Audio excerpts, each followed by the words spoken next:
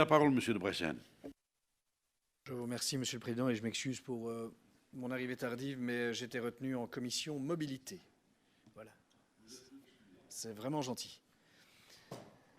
Monsieur le secrétaire d'État, les cimetières sont des lieux d'histoire, de patrimoine, de culture et d'architecture. Combien de fois ne l'avons-nous pas répété au sein de cette commission? Mais force est de constater que bien trop de sépultures et pierres tombales sont aujourd'hui à l'abandon, fort mal entretenues et même vandalisées. Le 10 août dernier, la presse avait fait part du désarroi du bourgmestre de Watermoile-Boisfort, encore une fois, donc, face au vandalisme de près de 150 tombes sur les 2000 présentes au sein de son cimetière. Croix, décorations, plaques nominatives et autres ornements en bronze ou en cuivre sont les cibles de ces vols.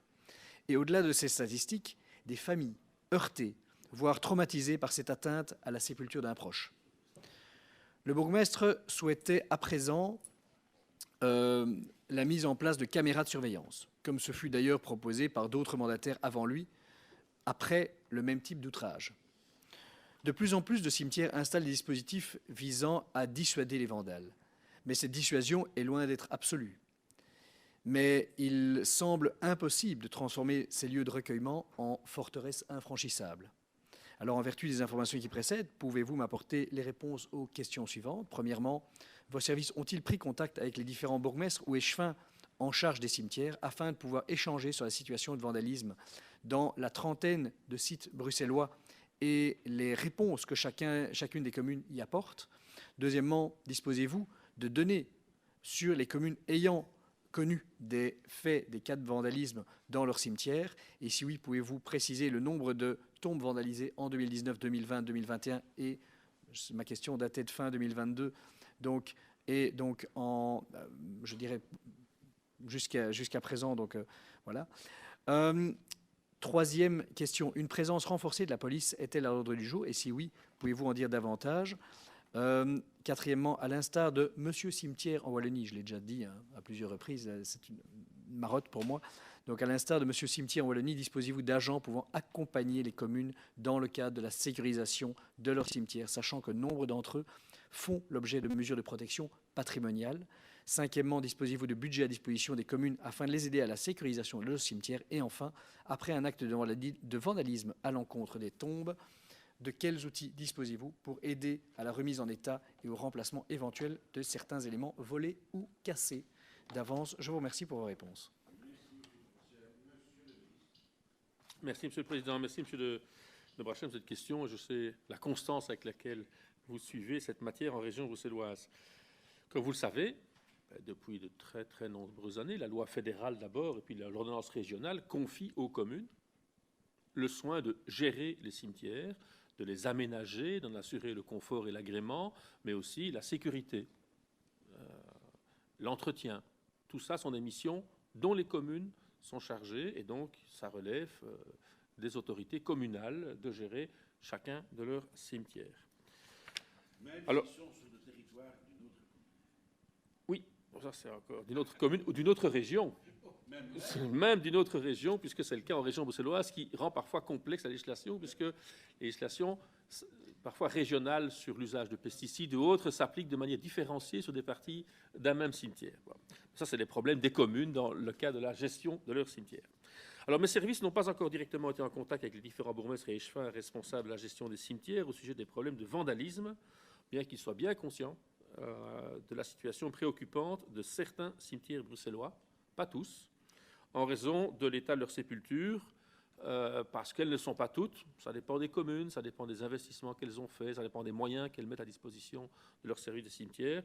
Elles ne sont pas toujours bien entretenues. Parfois, certaines sont abandonnées, vandalisées, mal sécurisées, mais certaines le sont très, très bien.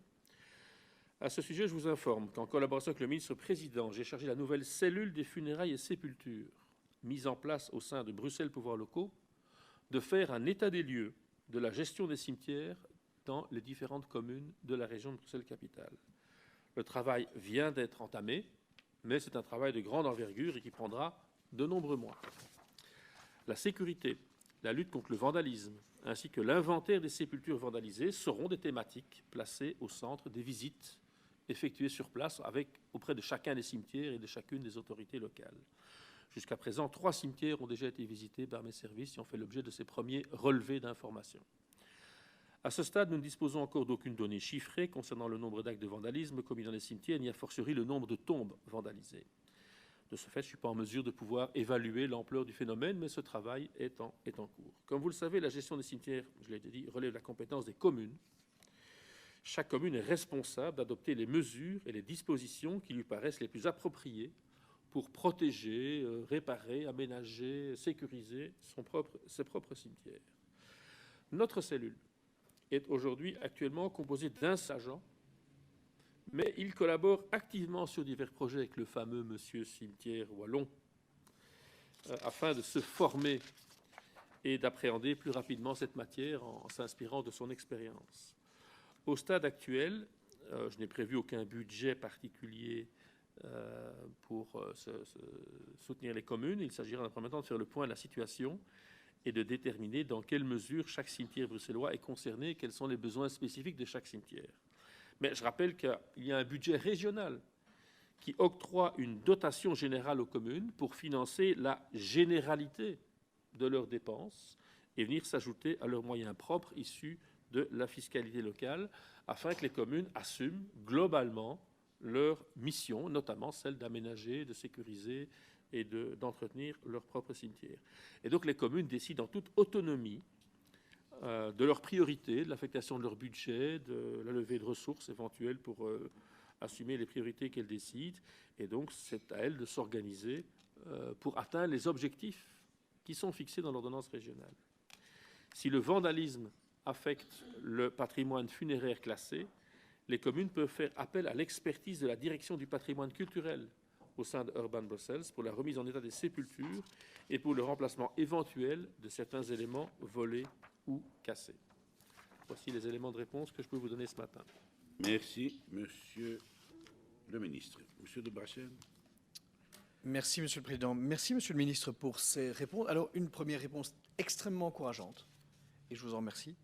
La création de cette cellule, fût-elle composée d'une seule personne, c'est déjà un début, un embryon de quelque chose. Bientôt 2.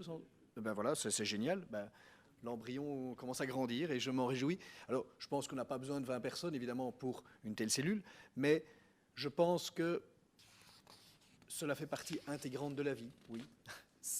On le dit souvent, presque un peu en boutade, mais c'est un élément important. Nos cimetières, d'abord, c'est une partie importante du territoire bruxellois, même si certains sont un peu en dehors. Je pense qu'il y a une attention, une vigilance toute particulière que nous devons avoir à cet égard. Alors, oui, peut-être moins que le danger immédiat qui pourrait guetter certains de nos concitoyens, mais néanmoins, il y a un respect aussi à avoir. Et je vous parlais de recueillement tout à l'heure, et donc je me réjouis que cela existe. Vous savez que j'ai déjà posé, je pense, 4 questions sur ce monsieur cimetière en Wallonie, parce que je pense que c'est une plus-value là-bas, et ça donne de très beaux résultats. Et donc je pense que si vous pouvez demain, peut-être, ça c'est une piste que je vous lance, peut-être le faire appeler aussi monsieur cimetière Bruxelles. Vous l'identifierez mieux, vous lui donnerez vraiment un cadre encore plus légitimement vis-à-vis des autorités communales. C'est juste un titre, hein, mais ça permettra d'avoir quelqu'un qui est compréhensible aux yeux de tous et pas juste le fonctionnaire X ou Y. Voilà, je pense que ce sera encore mieux. Mais vous avez déjà le cadre, l'embryon et la volonté. Et ça, c'est l'essentiel.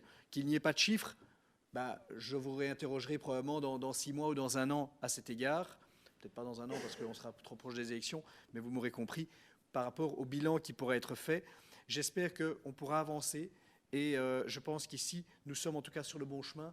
Je tiens en tout cas à vous remercier, à vous féliciter. Une fois n'est pas commune venant de l'opposition, mais il faut aussi le dire quand c'est bien et quand c'est positif. Et je pense que l'initiative ici, elle est excellente. Voilà. Merci beaucoup, Monsieur le Ministre. Merci, Monsieur de Brachen. Il faut être prudent. Monsieur